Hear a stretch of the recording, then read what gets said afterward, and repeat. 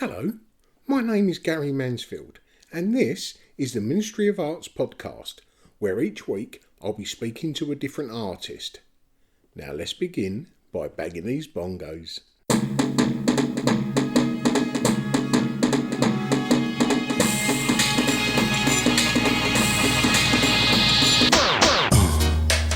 Yeah, right. Crazy. Hello and welcome to episode 125. And with that music, you're already smiling, right? As ever, big shout out to our Patreon supporters. Without them, this podcast wouldn't be able to be created. And if you want to be a supporter, you can follow the link on the Ministry of Arts Instagram profile page. It starts at just £3 a month. And if you're not able, this content is free for everyone anyway. On the last episode, I mentioned the 97%ers virtual exhibition. It's an exhibition we're putting on to celebrate the 97%er, and the artist gets 100% of the sale price should their work sell. There's a fee of £15 to enter, 12 if you're a badge holder. We can only show 2D wall-hung work, which is no wider than 1.2 metres, and it's on a first come, first served basis. And thanks to Vistalia and Lisa Baker over at the Kensington and Chelsea Art Week, I was able to speak to the pure bloody inspiration, which is Zach Ove. Zach Ove produces work that is powerful, both visually and with the message it's portraying. His work genuinely has undertones of social and cultural injustice. And when you hear Zach's story, you'll realise why he's so good at telling these stories. Because it's not through just hard work and experience, it's pretty much in his blood, the details of which I'll leave him to tell you. Now for this episode, it wasn't recorded over Zoom, it wasn't even recorded in Zach's studio. I was invited down to one of the country's finest art fabricators, MDM Props, where they was helping Zach put the finishing touches to his huge sculpture, Autonomous Morris, which just a couple of days prior to the release of this podcast, was installed outside the Design Museum as part of the Kensington and Chelsea Art Week, which runs until the 31st of August and celebrates the magic and shared experiences of public art and live performance. And it brings people together to inspire and be inspired. And if I can just read you a little something on Zach Ove and his work. Zach Ove is a London-based multidisciplinary artist working in film, sculpture and photography to reclaim old world mythologies in new world source materials and technologies. His fascination with the interplay between antiquity and the future is inspired by masking rituals and traditions of Trinidadian carnival that is itself rooted in a struggle for emancipation. Ove's work is a celebration of the power of play, the juxtaposition of parody and sacred ritual, as well as the blurring edges between the reality of fantasy, flesh and spirit. His use of non-traditional materials, copper, wood, Victoriana and other found materials, situates the work in the metropoles of Europe and the Americas, where they merge and mutate into endless possibilities and unexpected identities. And as I said, this podcast was recorded at MDM Props, and it's going to feel like you were there too. In the background you can hear the guys working and the machinery running. Man, it was good to be outside again, you know. But anyway, come with me to MDM Props to meet Zach Ove. I was really lucky to find this place. Is it hard to get in here? No, they're nice people. But don't come with bullshit. Because who wants to, listening to it, applauding you for brilliance that isn't, to then try and construct something that you can't, right? So there's got to be brutal honesty, because this is science, it's not ethereal. But I think some people don't think through ideas well enough, and then ask for things that are kind of nigh impossible at a whim, hoping that somebody else might be brave enough to push put that your far. dream together. Yeah, exactly, yeah. Well, this afternoon, I'm with Zach Ove, and we're at MDM Props, which is, among other things, a fine art fabricators. Zach, how are you? Hello. I'm very well, Gary, and thank you for having me on your podcast. You're more than welcome. We've come down today. If you could tell us about the artwork that you're fabricating and putting together here today. I'm working on two projects. So side by side this week. One is a stilt walking mocha jumby, which is a carnival character from Trinidad and Tobago, and this comes from a long-standing tradition of stilt walkers throughout the Caribbean that originated in Africa.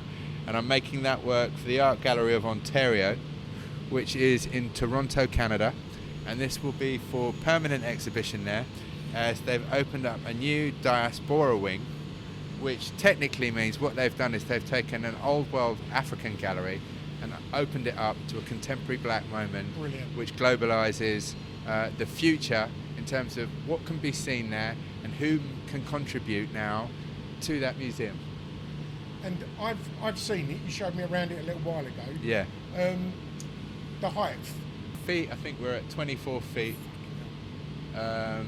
What's that in meters? That's And a it's few on, more. it's on stilts. Yeah, which it's is made on bamboo, stilts. Yeah, And it weighs how much? probably just under a ton. Yeah. So it's like a car engine. Yeah. Or a couple of car engines sat on top of a couple of bamboo, fabricated bamboo feet. Yeah. Well, it's interesting, isn't it, how you fabricate something to look delicate. The stilts themselves are cast from scaffold poles, and beautiful joins that you can see made there, all done with string and car filler. And it's a permanent part of a permanent collection. Yeah, it is. Yeah, I'm very excited that they've chosen me to make this work for that situation. Nice. Toronto has a big Caribbean community, so this will be representative of their culture, and now they get to see themselves in the museum space, which will hopefully entice a more multicultural community to see and hang out in museums in the future and realise that they're contemporary spaces. Yeah, and if you just give us a little vision of what the stilt walker looks like, you've already said it's on possibly 9 or 10 feet legs. Well, I mean, it's quite a menacing looking character with 2 metre banana leaves that come out of his back. He's got a huge backpack of foliage that looks like he's just come out of a kind of mythical bushland. He's wearing gold size 16 Jordan trainers with the toes cut out, with his large overgrown feet outstretching his shoes. He's got hands of any goalkeeper would be proud of. Yeah, he has. He's got huge hands and huge feet and a scrawny body, symbolic of his working class existence and all the shit he has to carry through life. But this is his magical moment, and on this particular day he gets to exult and exude and transform. Brilliant. He's wearing a gold chainmail skirt, he's wearing an African head mask dressed with doilies. His left arm is cast as a fist in celebration of Black Lives Matter, and in salute to a moment that we've just all been through. He's wearing a chest plate that I've gilded in Dutch metal, which is the face of a young black male, a very beautiful face. So impressive. And the thing I'm also trying to do with that is for young people to see that they're a part of an ongoing mythology that they can uphold, so that culture doesn't die.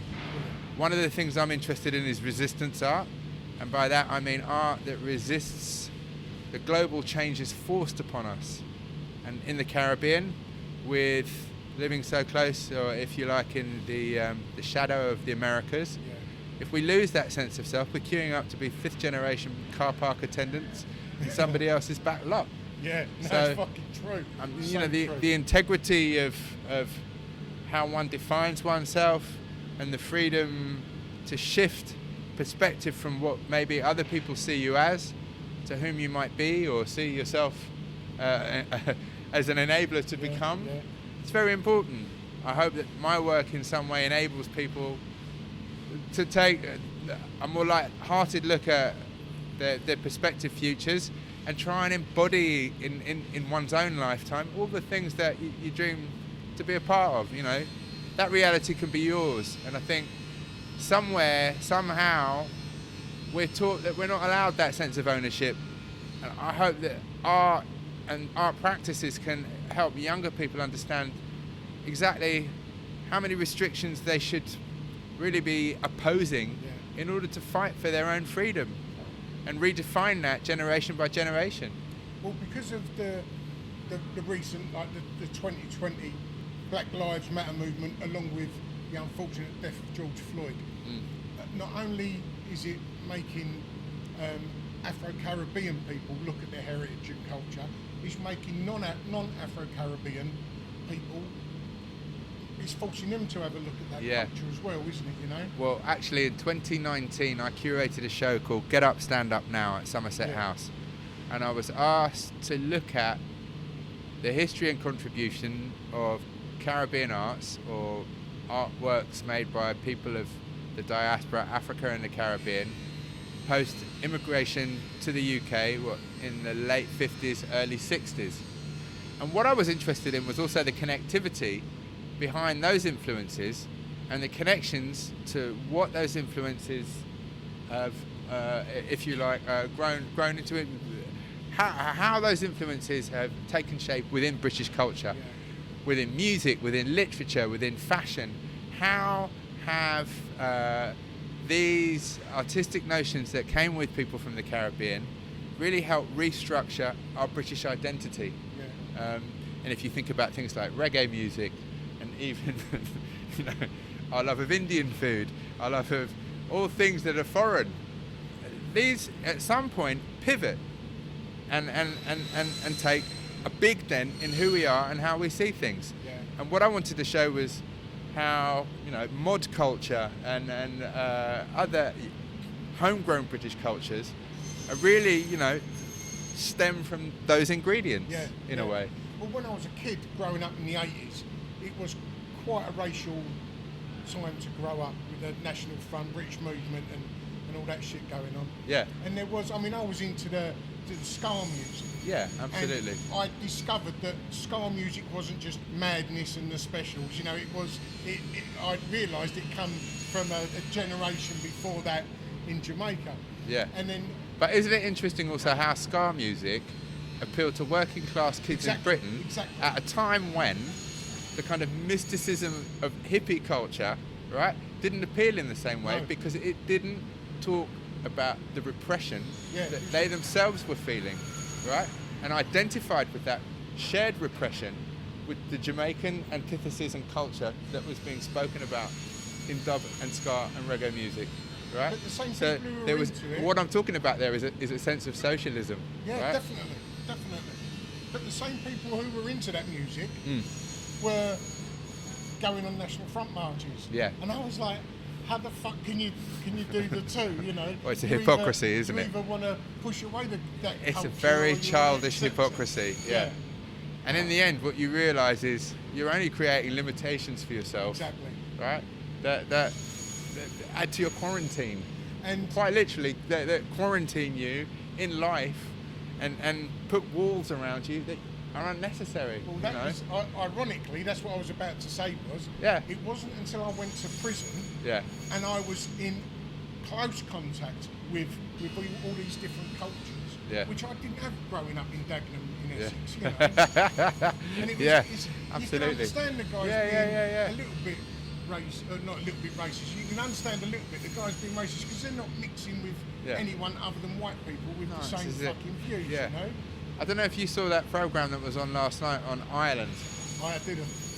I beg you to watch it. Ireland? Yeah, it's the story of this journalist reporting on the problems in Ireland over 50 years. And what he did was, in 1972, he went to a small community of very loyalist Brits and he offered to take a couple to Belfast. Oh yeah. And he did that on the documentary. Brilliant. And what he did was he showed them the circumstance there.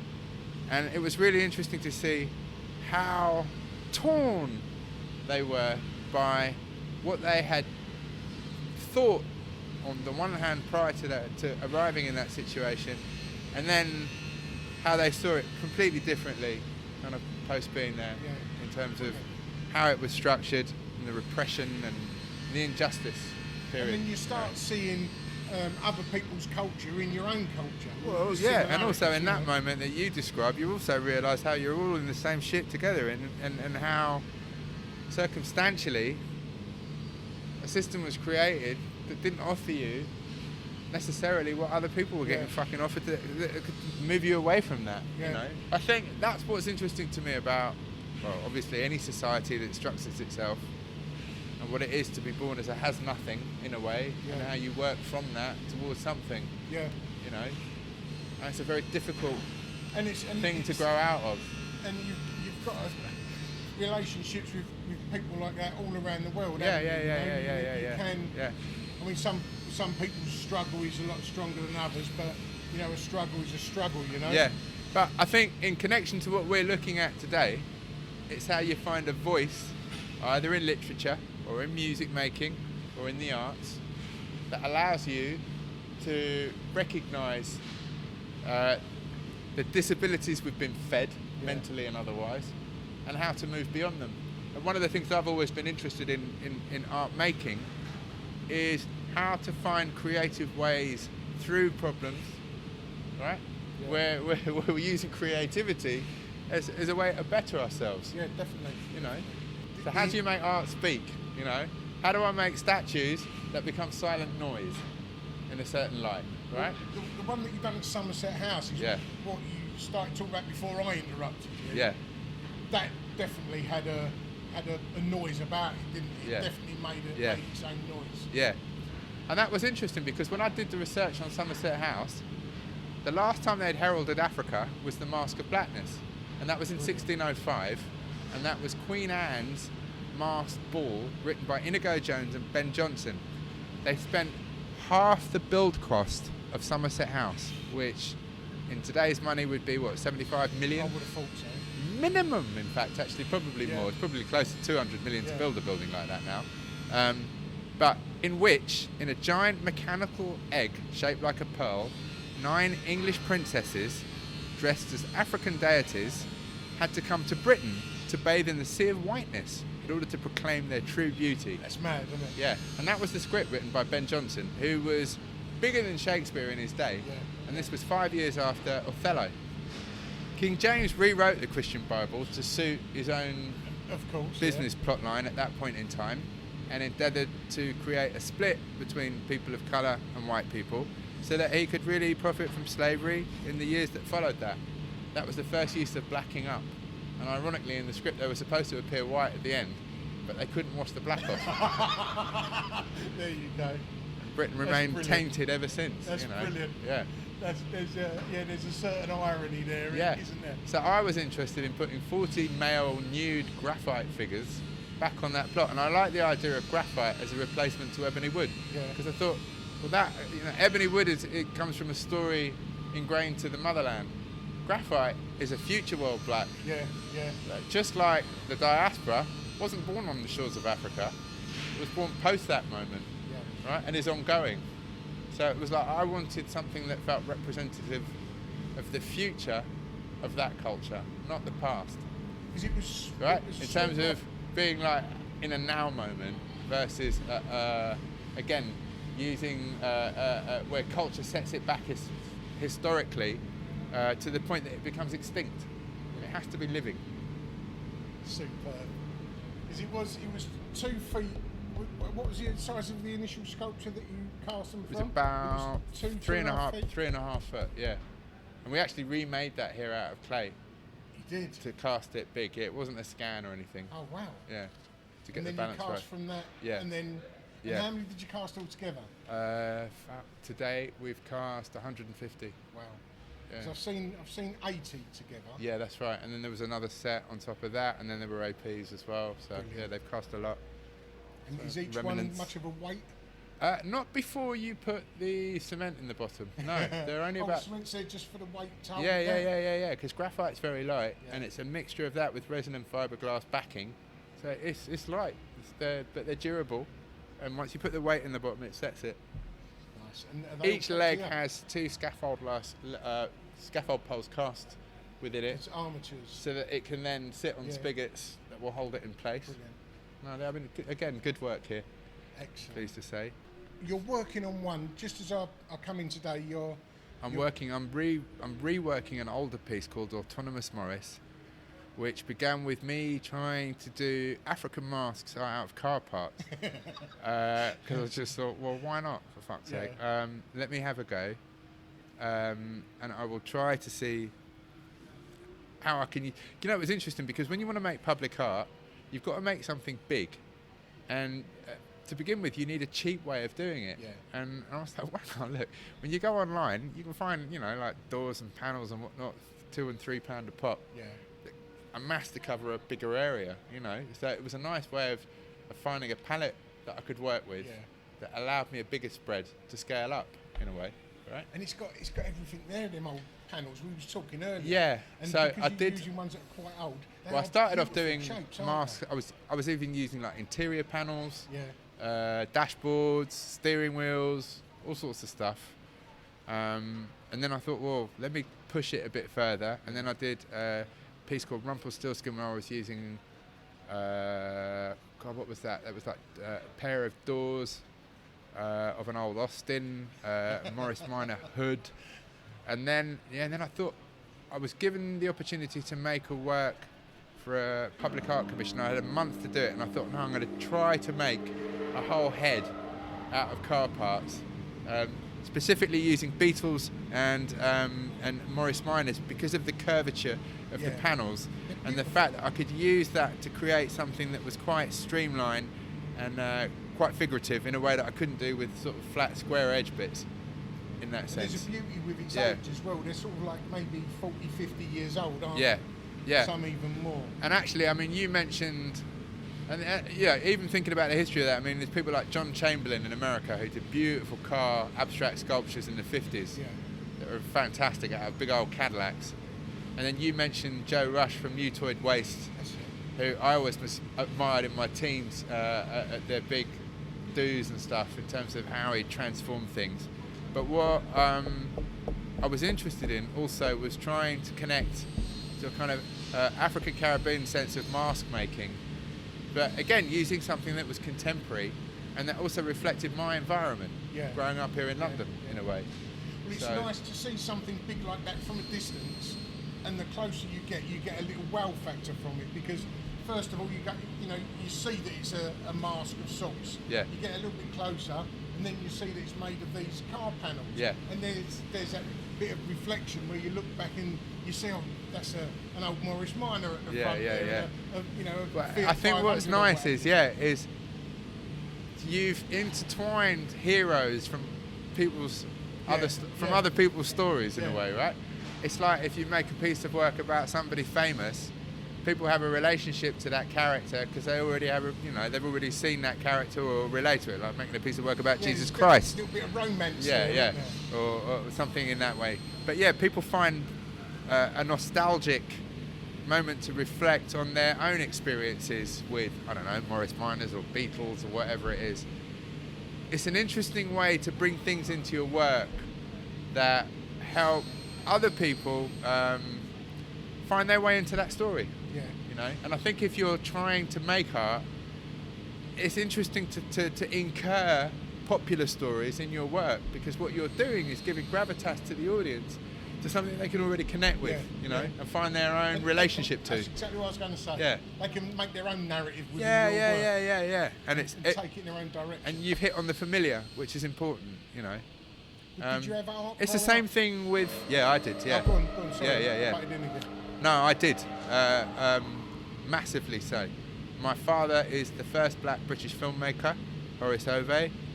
He made the first black British feature film. He's in the Guinness Book of Records more than twice over. He made the first film on reggae music in 1969. He was the first black photographer to do covers for reggae albums for Studio One in the mid-60s. I think he was the first black British director to leave film school. And he also made the first film on acupuncture in 1965. Of all things. Yeah. I mean, his accolades are huge, which is why I was asked to curate a show that really began with his work as a timeline to mine. I'm often asked to speak and write about his legacy and the influence of his practice on my own. Is he still with us? Yeah, bless him, he has Alzheimer's right now, very critically and But I must say, he's very upbeat and still struggling and smiling day by day in very positive light. I saw him last week. But yeah, his world was of massive influence to me. He was very involved with the Black Power movement as a documenter. Michael X lived on the top floor of our house as children. We were involved in a lot of radical thinkers and very much involved in kind of... My mum was a big speaker for the Socialist Workers' Party. She was an Irish woman from Hackney that grew up as a communist worker speaker in Hyde Park Corner.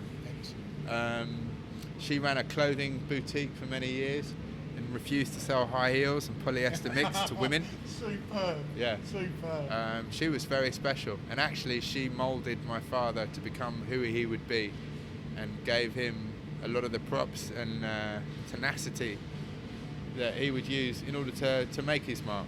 So they were very amazing, radically integrated in that sense. Yeah, amazing child. Yeah, I don't think she necessarily gets as bigger a residual as he does. Yeah. For the kind of instigation that she managed to push people towards. But she was definitely my hero in that sense. Oh, beautiful. Yeah. That's beautiful. Which piece that you've created would you say has got the strongest emotional connection? I mean, The Invisible Man does in many respects, because I grew up with that figure. Yeah. Because I liken the connection of how that piece came back from Africa with us. Also, in a similar way to how men like my father came to Britain. And then I sat there laughing and I was like, well, what if you had 40 kids? Right? Who would they be? Yeah. Right? Yeah. Just like me and the rest of my community now, post that moment of immigration, who are we? Yeah. You know, and we can stand side by side and ask that question together. Right? In a sense. Yeah, So I was definitely. interested in that. And I thought, it's quite interesting. You know, in an imaginary way, you know. And you've made them life-size as well. Yeah. Which that makes them a little bit more intimidating in some respects, because we all know them as statuettes, if you want to call them that. Yeah, but the interesting thing was that particular work already had its hands up in place. Yeah.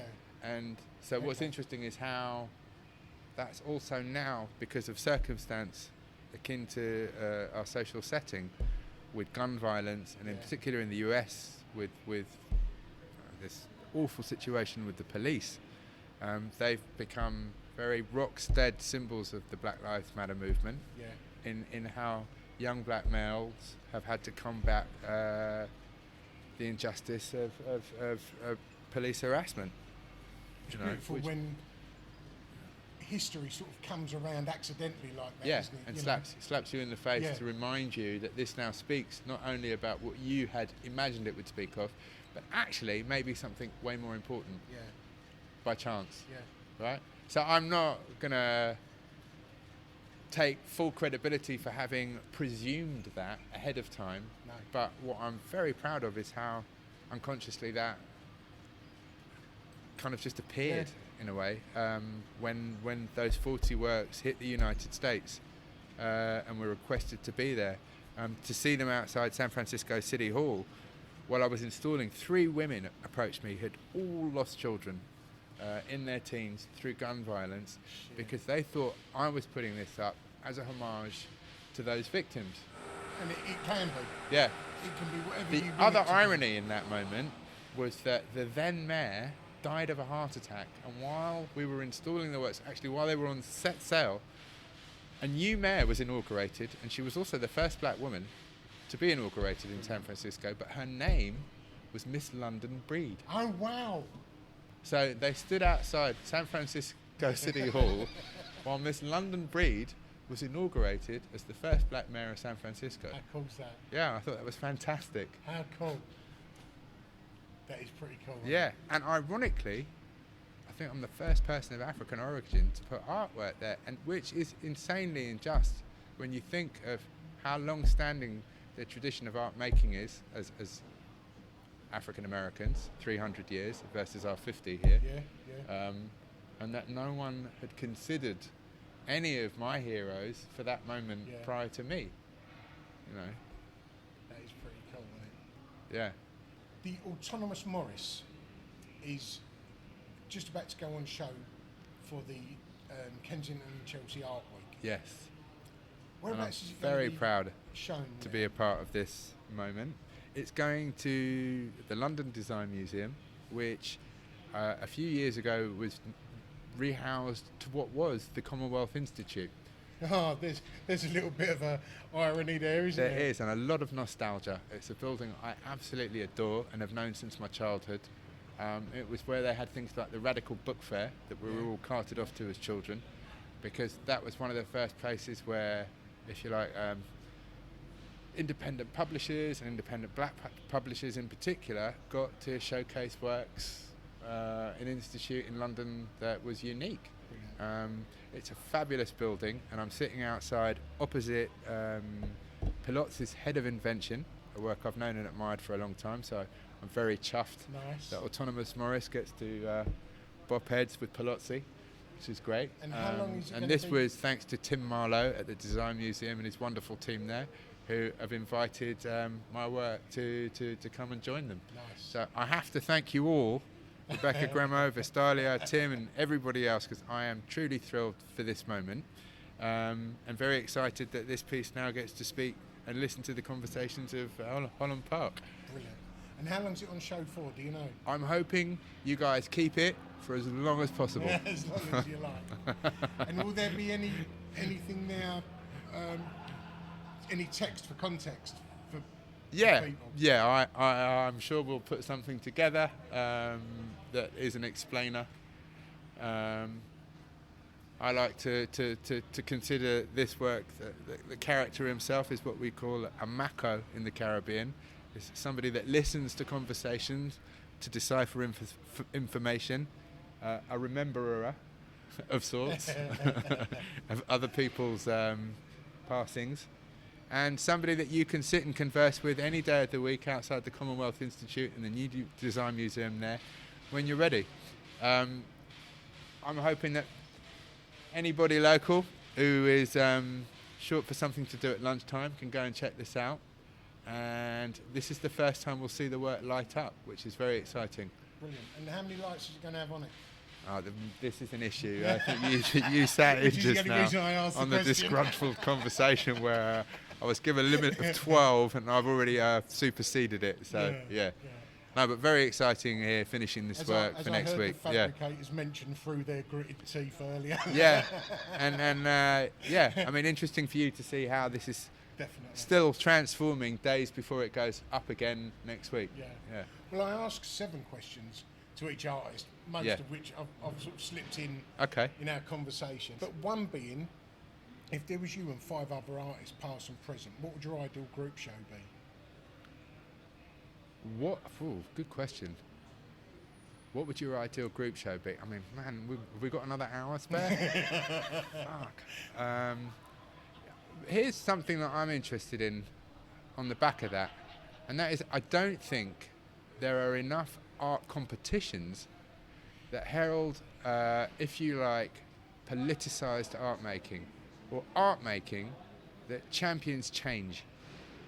People, young people in particular, need to see that art can be a form of protest. And by saying that, that's also protesting inequality, protesting at unjust and unwritten histories, protesting for new ideologies, protesting for change in every sense of the word, protesting for reforms, protesting to free us from bullshit reforms. But the idea that art should speak. So within this, what I'm really getting at is, in a way, what I'm interested in are competitions. For instance, there was one that I referred to, I think it was in the mid-50s, and it was a competition to make sculpture of an unnamed prisoner.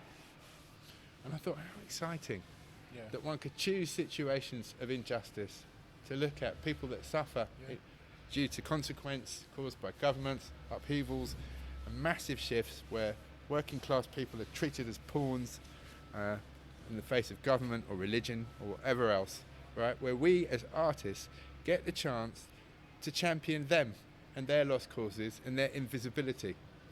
So one of the things I would be interested in as a group show are people that literally have in their work tried to champion those moments of invisibility for their communities through time. Excellent. Be that in Egypt, be that through the plight of Nazi Germany, be that on the African continent, or the retentive art of the Caribbean, in trying to uphold traditions that other people were trying to wipe out, so that it becomes collusive in showing how really magnificent voices, or if you like, people that are articulate in their art speak or technique, be it painting or sculpture making, show us really how to exemplify, if you like, the translation between social frustration and art that really aptly speaks about those moments.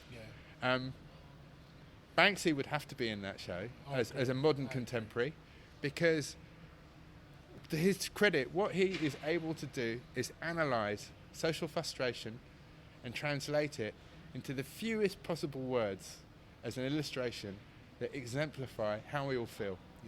And what I'm interested in are great artists that do that well. So, without being able to give you a list as such, let's just imagine who we think would be best suited for that moment. Well, the one that got me was Mona Hatoum. Absolutely, and can I say that I've met here at MDM, she's my number one. So explicit about how she makes her work. I remember issues over chicken wire.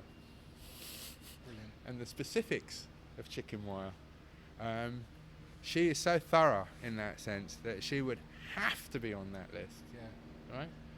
Actually, it's going to end up being a big, big list if we really kick off here, right? And it's a big fan list as well. But I think Gary's absolutely right in pushing this question. And I think we should all nominate our champions in that sense, and people that have really persisted to try to do that. I mean, I'm in and out with Grayson Perry, but I think what I love about that man the most is how he persists to try and tell really uncomfortable stories in the most beautiful way. Yeah, it makes you listen. Yeah, in order to get people's gravitas in and open to receive those stories. Yeah. You know, and I think what we all need to learn more about is the art of, I'd say the art of writing, but it's not. In this instance, it's the art of sculpture making or painting, but the art of the conveyance of narrative.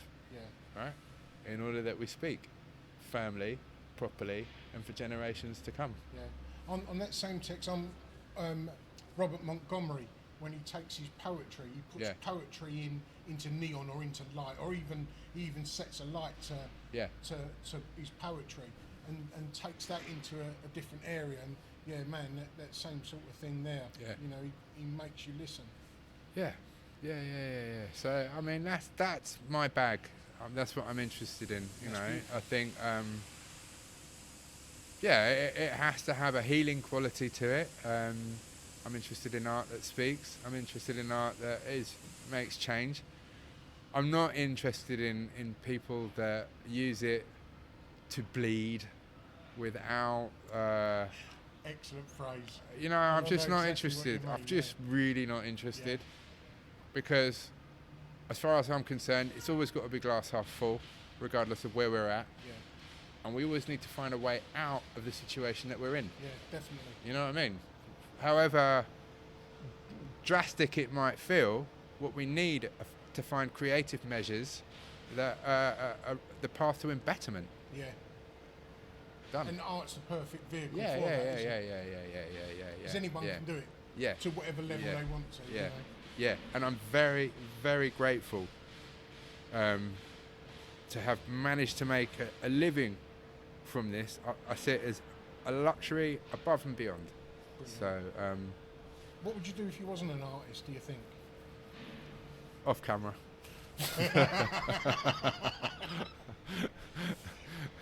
Artist, not art. I mean, I think for me, it's got to be some sort of activism. Yeah. Instead of making this sort of a witty way out, let's be really serious about it. There's got to be some form of activism, you know, and you know, I look at society as and realise that it's very, very jilted. You know, we create our own pathway, and we have to find our own sense of justice, our own sense of honesty, and our own sense of integrity. It doesn't always comply with the world that we're born into. Yeah. So I'm not looking at anything more than that, and I think it's very important that we as people decide for ourselves how to use that ability to govern who we are. Yeah, well, it took me far too long as a person Yeah. to discover there was more in the world other than me. Yeah. And also, how much time are you going to give up, right, on jilted hustles that just shut you down again, you know? Because most important is your freedom. It's the most important thing. Yeah, and that's what I try to. Otherwise, what are you going to give to anyone else? Yeah. You Yeah, know, and we've all if you haven't got that, our physical freeding being taken away in 2020. Right. You know, and definitely. Yeah, people don't like it, do they? No, they don't. No. Zach, what else have you got coming up? Right now, I've got some works going to the Tate Gallery for a show they're doing on artists working between Trinidad and London. This looks very exciting as a project. That's, I think, at the end of the year. This big piece, the Mokajumbi piece, the Carnival piece, will go to the Art Gallery of Ontario. That for their new massive show there, which opens on the 1st of September this year. And that's it for the time being. And Autonomous Morris that will be at the design museum. I mean, I'm slammed just trying to get this stuff done. You got too much going on. And where can people see your work, online or social media? I'm on Instagram. By all means, look me up, check me out. Just Zach Ove. Yeah, I'm also doing projects with the Vigo Gallery in the UK, and the Buck Gallery now in the USA. Brilliant. Zach, that's all my questions asked. Great. Thank you very much for your time. Nice one, Gary. Thank you, man. I really appreciate it. No problem. There we go, Zach Ove. Inspiring or what? And Zach's mother and father, what an upbringing. And he was never going to be anything other than an agitator of the heart and mind in whatever context, right? Zach and I had quite a long conversation after we finished recording this podcast. One of the things we spoke about may well be having its foundations laid pretty soon. But that's another story to be told.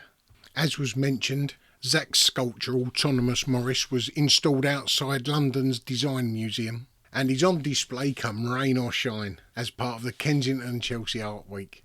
And just a few days after this podcast is released, we're able to say hello again to the other art fair. It's in an outside but covered venue in King's Cross, and it runs from the 1st to the 4th of July. And I had the opportunity to speak with one of the featured artists, Ben Wakeling. Ben has got both an amazing life story and art story, and it's definitely one not to be missed. So that's about it for this week. If you want to be in the 97% show, just drop a line to the Ministry of Arts, and I'll see you next week. Well, hope you enjoyed that episode of the Ministry of Arts podcast. If you're unable to support us on Patreon, leaving a review on whichever platform you listen to this podcast really does help us get noticed and anyone else looking for an art podcast, or even giving us a positive shout out on your social media. Anything is appreciated, but either way, thanks for listening, and until next week, ta-da.